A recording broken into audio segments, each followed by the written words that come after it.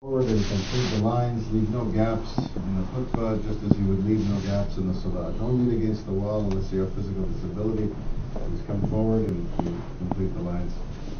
The khutbah is part of the salah, and so you would behave in one as you would behave in the other.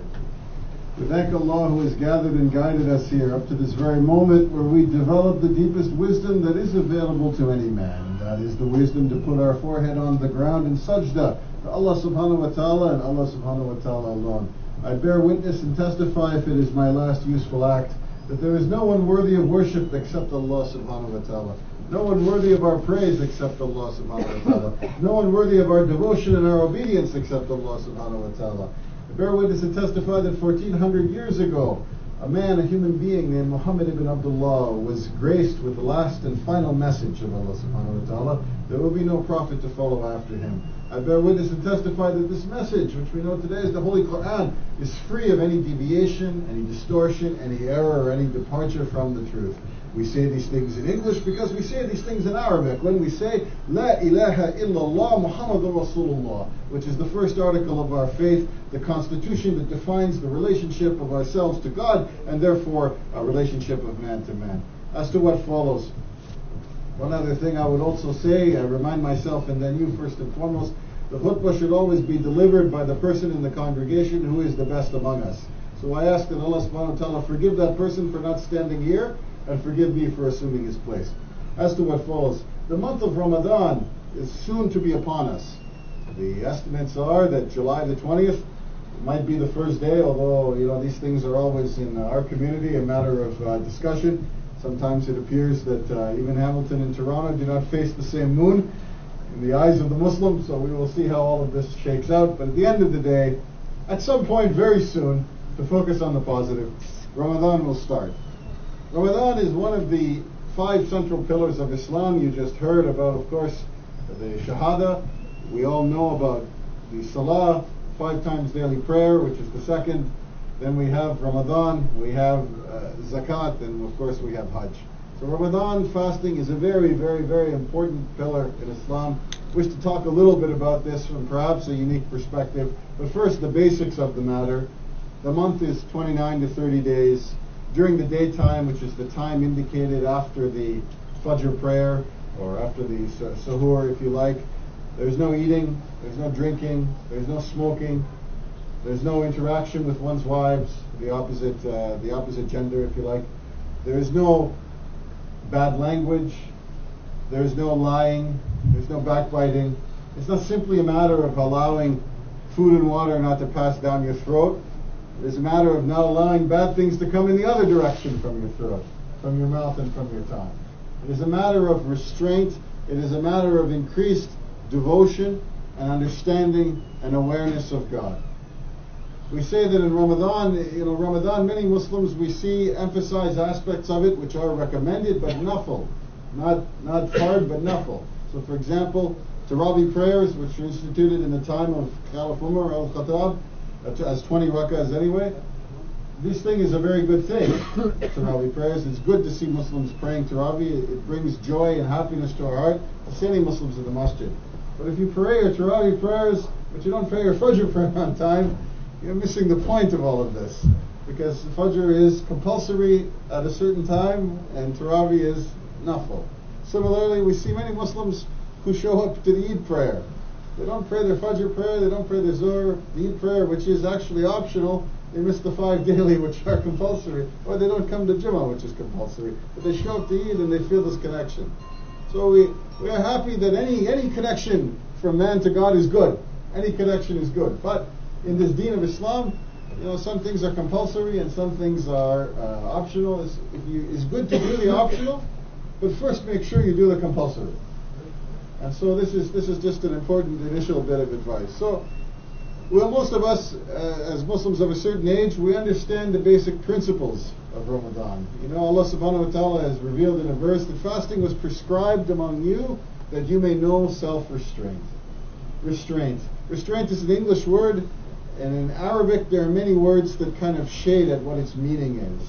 For example, we have the word sabr, which implies patience. Patience and strength during a period of adversity. Sabr is a mild form of restraint. The other Arabic words which also describe restraint is guarding oneself from evil, guarding oneself from things which would take one in the wrong direction. And restraint is a very simple concept in all religious faith. All religious faith has rules, things that you should do and things you should not do. Even the Hindus have rules. We may not agree with them, but they have them. So the idea of having a rule or having restraint or not doing things because God has said so is common to all ways of life. For example, almost every religious way of life says that restraining oneself from murdering another person is a good thing. Restraining oneself from harming another person or stealing from another person is a good thing. Restraining oneself from insulting someone's family or wife or children is a good thing. So all religions have some form of restraint. What is it that makes the Muslim form of restraint different, special, unique? The first aspect of this is Ramadan is the only pillar of Islam that only Allah subhanahu wa ta'ala and you know, fasting, that you're following. There's no way for any human being to verify with some x-ray machine what is going on in your stomach. Either you're fasting or you're not. Allah subhanahu wa ta'ala knows. Either you are not drinking water when no one can see in the middle of summer, not eating food, or you don't. You can fool all of the people, but you cannot fool Allah subhanahu wa ta'ala. It is a pact and covenant that only you and only God know if you're following. And this is an important first aspect of why Ramadan separates the Muslim from the non-Muslim. Because Islam is based on ideas, not just rituals. I could train a parrot to move his head up and down and perform sajda. I could probably train a parrot to recite the Quran. Just by hearing it constantly, the parrot might make similar noises. But the deen of the parrot, if you like, is not the deen of a Muslim. Because the deen of a Muslim requires submission, thought, belief, but understanding. Islam is rooted in conscious understanding of what God wants us to do and a private faith between a man and God. You can go to all the mosques you want. You can wear all the clothes that other Muslims wear. You can grow your beard to whatever length. But if in your heart you don't recognize the sovereignty of Allah subhanahu wa ta'ala, the rule of Allah subhanahu wa ta'ala, the definition that Allah subhanahu wa ta'ala should have over your life, you're not a Muslim. Simple. So where other religions have gone down the path of banging drums together or parading in streets or wearing certain costumes or outfits or a certain length of hat or saying things ritually 15 times and blowing out candles or cutting chickens' heads off and plucking the feather at a certain angle, these are rituals or actions. In Islam, they have relatively little meaning unless they are informed by the heart. By the heart that says that everything you do is for God. And whether any other person sees it, God sees it. And Ramadan is the one reminder you have, very visible, very conscious, sometimes very tough reminder, that sometimes to show your love for God, you have to do things that ordinarily you wouldn't need to do in the ordinary course of life, because there are many times when you show your disrespect to God in the same course of life. Ramadan is the only time in which Allah subhanahu wa ta'ala asks you to give up things which are permissible to you. You are permitted to eat, obviously, in our deen, or there would be no Muslims left. You're permitted to drink water. You're permitted to associate with your wives. All of these things are permitted and desirable and good in the normal course of the year. But Ramadan is the only time in which Allah subhanahu wa ta'ala says, even though I have provided those things for you, I have made those things acceptable to you. In fact, I have made those things good for you. Whether it's the taste of food or water or the other things that we give up. Even though those things are good for you, I want you to give them up for me. And this is our opportunity to race towards God. If the normal journey of a Muslim's life is to walk a little bit towards God, maybe walk a little bit the other way, maybe astaghfirullah, walk backwards when he commits major sins, or gets distracted, or gets seized by this crazy dunya that we live in. Ramadan is the opportunity where if the man is moving in circles, he has the opportunity to run towards his correct destination. Not walk, but run. Because he has the opportunity to do the two things that are most important in Islam. One of which is to surrender to God, and the second of which is to surrender to God with the cooperation of his brother Muslims. And this is the other aspect of Ramadan that, mashallah, no matter how far we've fallen, we seem to get right. Ramadan's the one time where Muslims come and actually come to know other Muslims. They see each other in the mosques in Taraweeh for maybe 20, 30 nights, or however long they come. And during the rest of the year, the thought may be in their head, what happened to that brother?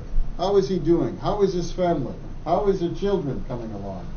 Most of the brothers I met in this mosque, I met because of Ramadan. You know, in Jummah, you come in, you go out, you just, it's a rush to the door to get back to wherever you were. Ramadan, though, you pray 20 rakats with somebody, you get to know them. You see them every day, it's impossible not to, find out something about them. Their education, their job, their health, their life. If you come in for the iftar program that we have and you eat beside your brother, this is a good thing too. Because for the first time you realize that you are not alone. That God has not created you alone in your devotion to Him. That there are other people who love God just as much as you do. And these people can be a great source of strength for you when times are hard. This world has the ability to drive a man to his knees when he wants to stand on his toes. This world has the ability to beat you down and make you think all kinds of terrible things from time to time. Every one of us will be tested. But the knowledge that you are on the right path, the knowledge that you are not alone in this world, this is a tremendous source of strength to people. This is why the worst thing you can do to a human being is to leave him alone in solitary confinement in a prison.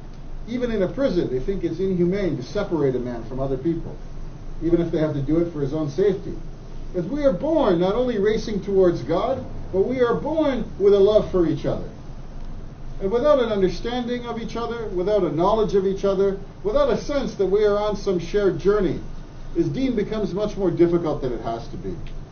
I had the privilege of living in a Muslim country, in a Muslim area for 4 or 5 consecutive years when I was young, in Africa, where it was very natural to see everybody walking to the mosque at Fajr. It was very natural to see everybody fasting.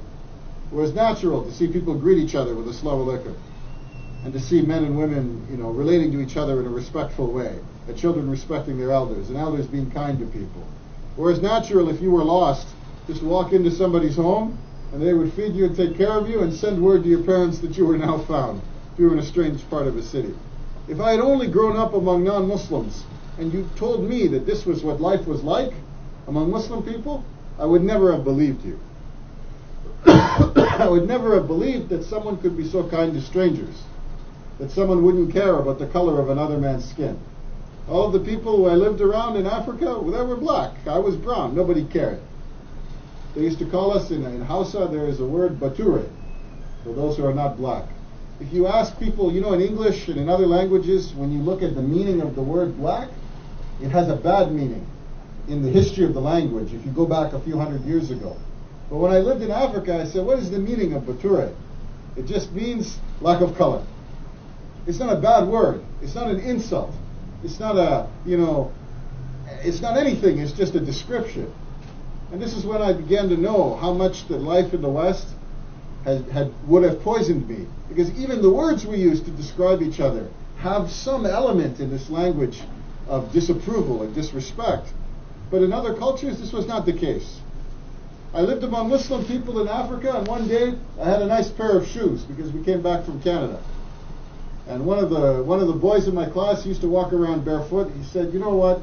I would like to try your shoes. My father said, give me the shoes. We got to come back another time we get another pair. I said, yeah, whatever. So I gave him the shoes. He went around with the shoes all day. He was happy. Next day I come in. His boy Rashidi, no shoes. So Rashidi, did someone steal your shoes? He said, no. The shoes were good, so I had to give them to someone else so he could try them too. You see, this is the nature of what you learn with people who have Islam in their hearts.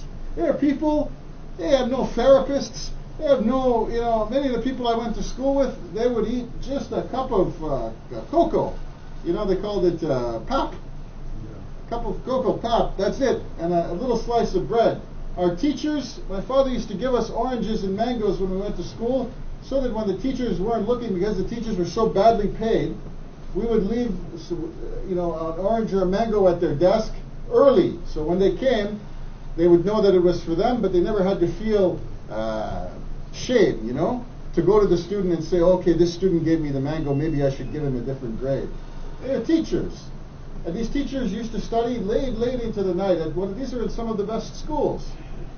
So when you think about Ramadan, if you grow up in this country, you don't understand sometimes how it is that for us this is a matter of restraint. We're not eating or drinking during the day. We're not until the Adhan comes in Maghrib. But there are many parts of the world where even people with regular jobs and regular life, so-called, there is nothing at Ramadan at the end. It's not like they make a choice, okay, today I'm going to fast. The choice is not there to be made. I'm not going to fast because I got no money to eat anything. Or my kid needs food more than I do.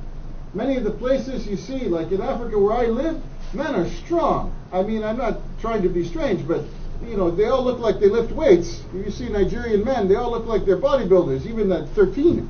6 foot big strong guys. All their descendants win the sprint championships when they go to Jamaica and other places. They're all Nigerian if you look back far enough. But when you see a Nigerian man skinny, either he's sick or something is going on. And usually the man is skinny because his wife needs food, his children needs food, his cousin needs food. And so he says, okay, you can have the cassava, or you can have the yam, or you can have the bread, or you can have the pepper soup. I wait next time. I'm strong. And this is